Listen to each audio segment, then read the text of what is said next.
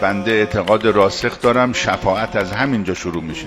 اونایی که در ایام فاطمیه بی تفاوتن، چه فاطمیه اول چه فاطمیه دوم چه ایام ولادت حضرت، انگار نه انگار که حضرت زهرا مادر ماست، حق عظیمی گردن این امت داره، هیچ عکس العملی متاسفانه برای حضرت زهرا انجام نمیدن. اینها معلوم نیست مشمول شفاعت بشن.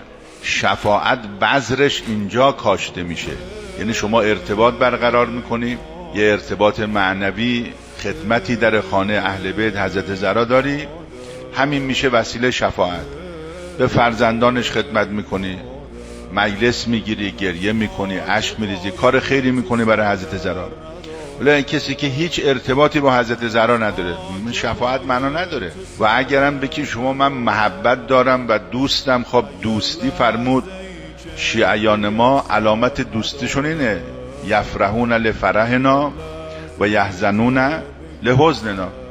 من آقا با شما خیلی دوستم، خیلی صمیمیم، اما هرچی از شما کسی فوت کنه نه تسلیت میگم نه تشییع جنازه شرکت میکنم، از اینکه یه تسلیتم بگم بیخیالم.